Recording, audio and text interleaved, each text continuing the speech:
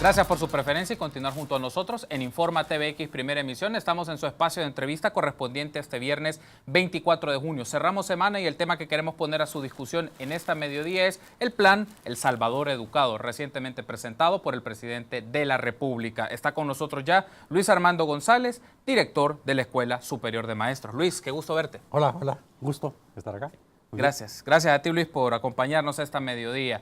Quiero brindarles rápidamente un breve contexto del tema que vamos a desarrollar con Luis esta mediodía. Hace 2 días, el presidente de la República, Salvador Sánchez Serén, presentó el plan El Salvador Educado, un documento elaborado en el Consejo Nacional de Educación, instancia conformada en mayo de 2015, con representación gubernamental, de centros académicos, agencias internacionales y otros sectores sociales. Este plan se divide en 6 áreas de desafíos de educación nacional y con la expectativa de realizar 104 acciones estratégicas. Además, menciona que para transformar la educación se requiere trabajar en condiciones como la escuela como el actor central para reconstruir el tejido social, estrategias de alianzas intersectoriales, financiamiento de la educación y fortalecimiento institucional. Esos son algunos de los componentes que formarán este plan El Salvador Educado. Y ese será el tema entonces que platicaremos con Luis Armando González, director de la Escuela Superior de Maestros. Luis, nuevamente te agradezco que estés con nosotros esta mediodía y justamente entrando de lleno con la concepción de este plan.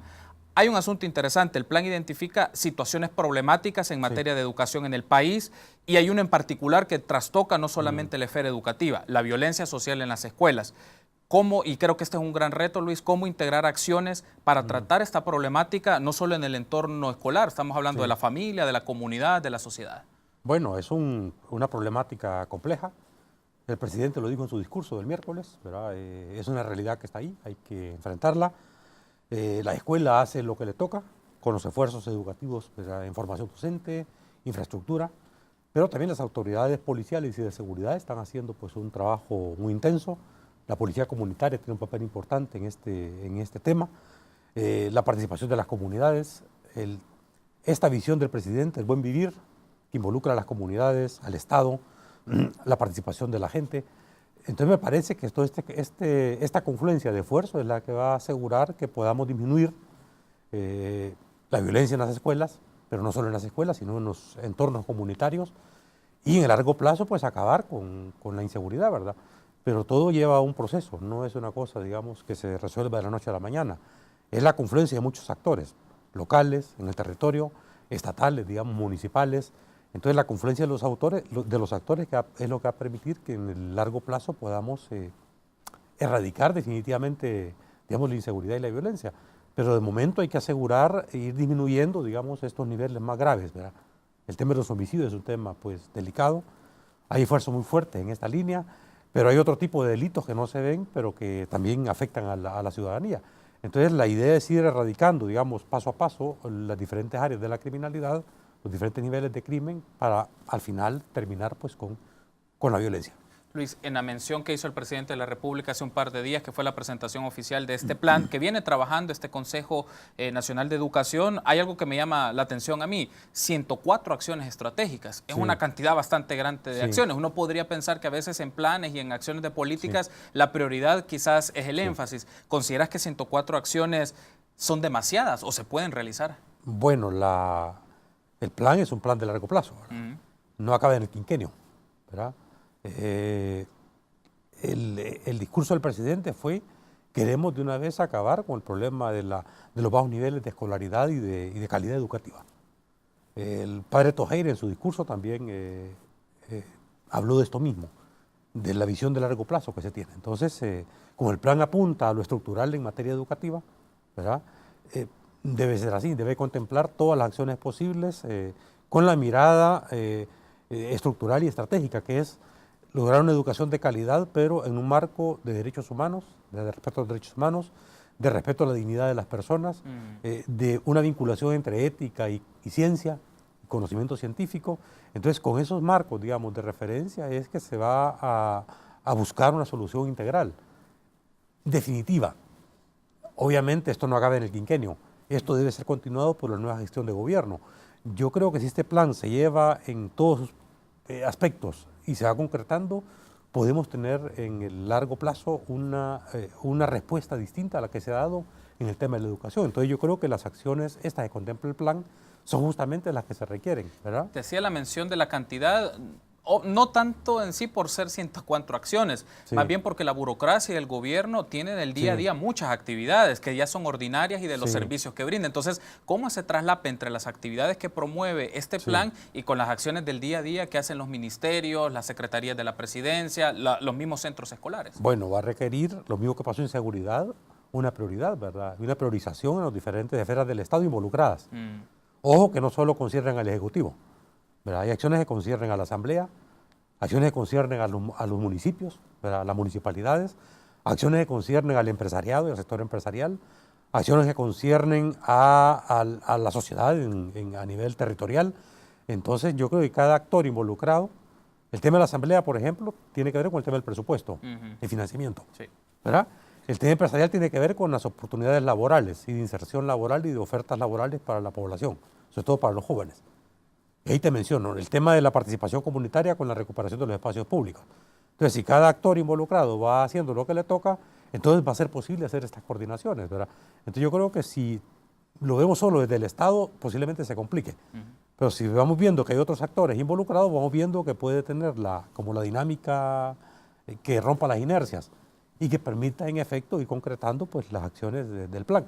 Yo creo que no hay que ser tan pesimistas, creo que hay que verlo más bien como una posibilidad real si tomamos en cuenta ya lo que se hizo con el plan El Salvador Seguro. Esta misma objeción se pudo haber hecho ese plan y en efecto tenemos ahorita pues, logros importantes en materia de seguridad que eran impensables hace 2 años o hace menos. Impensable que comenzáramos a dar una respuesta al tema de la inseguridad de la manera que se ha hecho. Pero fue gracias a esta capacidad de coordinación. Yo creo que es posible también hacerlo en el tema educativo. Sobre todo porque hay conciencia de que hay que resolver el tema educativo de manera urgente. Y esto pues hace que los actores involucrados le den la prioridad que merece. Un programa de estas características, el plan El Salvador Educado, como se ha mencionado, requiere un alto financiamiento. Se menciona que es un plan que requiere 12.573 millones de dólares para su ejecución. Ciertamente el periodo es largo, es decir, este plan no se está pensando para 5 años, se está hablando de 10 años, 2016-2026. Tocaría 3 gestiones gubernamentales diferentes. Y aquí hay un asunto que me gustaría llamar la atención, Luis. El financiamiento de este plan es una cantidad fuerte. ¿De dónde pueden surgir los fondos? Estamos hablando de impuestos, endeudamiento, préstamos. ¿De qué está? Porque estamos hablando que la apuesta de educación es fuerte, es importante ciertamente en el país, pero también la cantidad de fondos que requiere y el tiempo que requiere es amplio. El plan es claro, no puede seguirse apostando por la deuda. Tampoco la cooperación, que ha sido una fuente importante de ingresos, puede ser la apuesta más importante. La apuesta es una reforma fiscal, ¿verdad? Y en la visión del gobierno y en la visión del plan, la reforma tributaria, una reforma fiscal progresiva, un sistema de tributación distinto se impone como un requisito importante para financiar no solo el tema de la educación, sino otros temas que son importantes, medio ambiente, el tema de la seguridad sigue mereciendo pues, un flujo importante de recursos. Entonces, una reforma fiscal progresiva se impone como una solución, la mejor, la adecuada, ¿verdad? Obviamente esto va complementado con un esfuerzo productivo mayor, ¿verdad? Con un crecimiento de la economía, con un papel más responsable del sector empresarial, ¿verdad? Arriesgando pues, inversiones, comprometiéndose con inversiones de largo plazo, con un desarrollo tecnológico en las empresas de mayor envergadura. Es decir, el sector empresarial tiene un papel importante que jugar acá, no solo pagando impuestos, también no eludiendo impuestos, ¿verdad? Ni evitando pagar lo que le corresponde a nivel de tributario.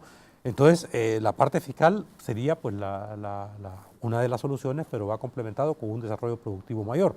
Entonces, yo creo que esto es lo estructural del tema.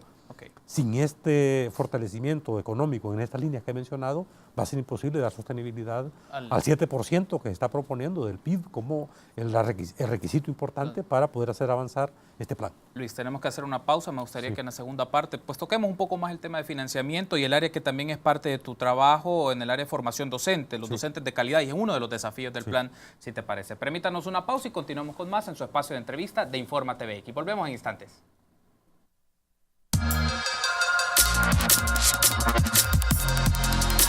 Gracias por su preferencia. Continuamos en el espacio de entrevista de Informa TVX Primera Emisión. Este viernes 24 de junio estamos platicando con Luis Armando González, director de la Escuela Superior de Maestros del Plan El Salvador Educado. Luis, me gustaría que retomemos un aspecto más sobre el tema de financiamiento. Justamente el padre José María Tojeira, rector de la UCA y miembro de este Consejo Nacional de Educación, mencionaba que el gobierno debe asumir el compromiso de aumentar la inversión al 7% del PIB. Si no, estos planes sin respaldo financiero, no se puede hablar de política pública educativa en el país. No, definitivamente. El soporte financiero es decisivo.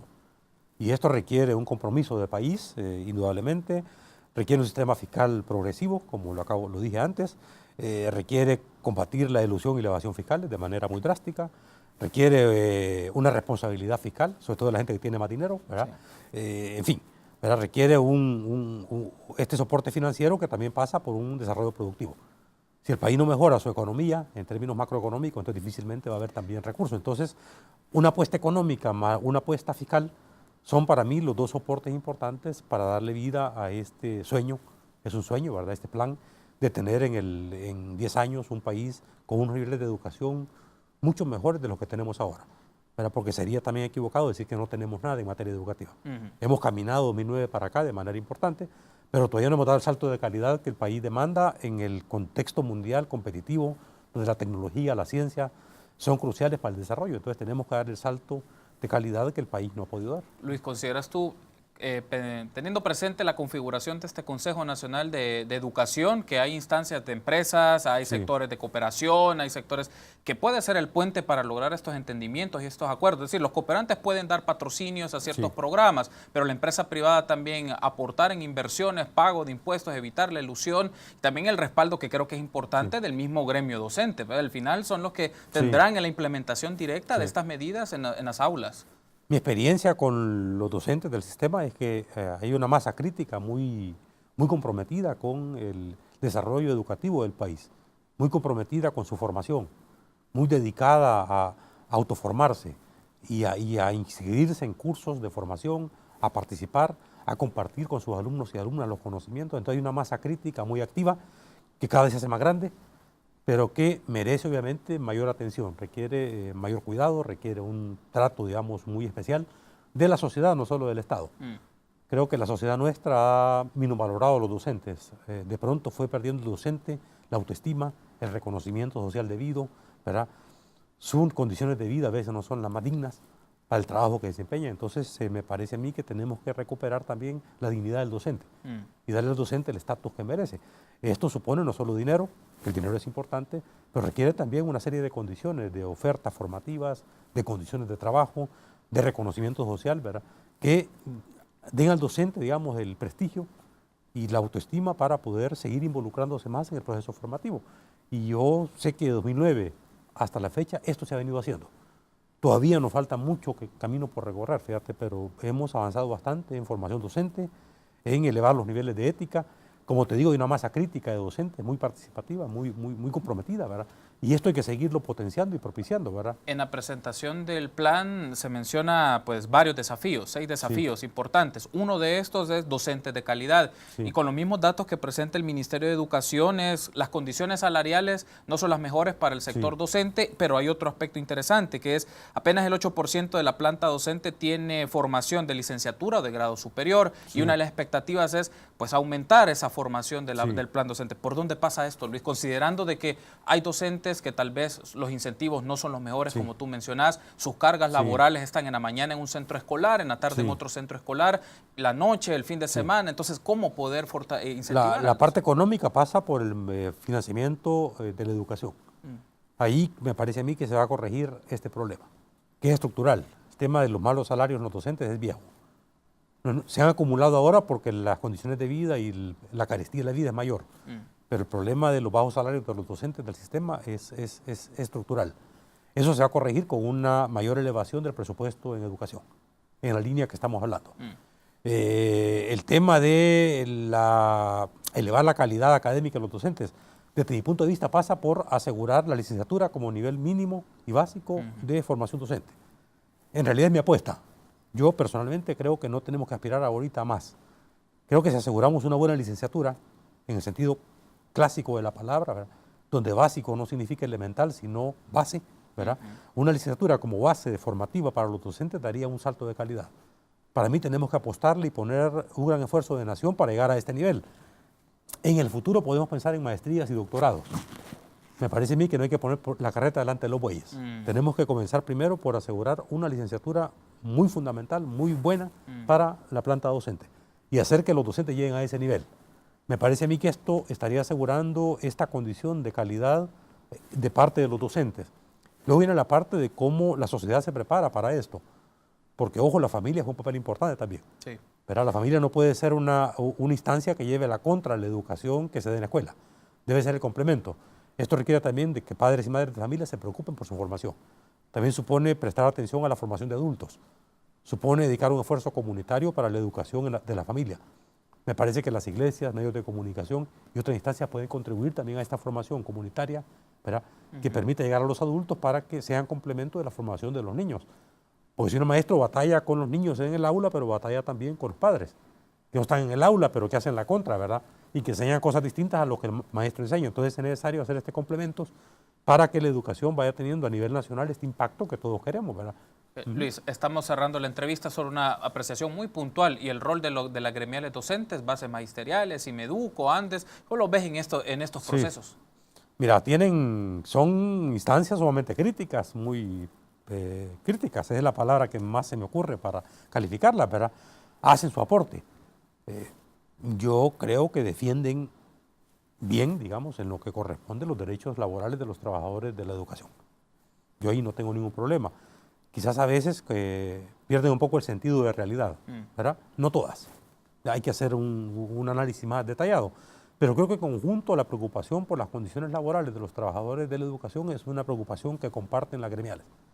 Para mí está bien que actúen, que tengan una voz, pero también que se preocupen no solo por la parte salarial, sino por la parte educativa, formativa.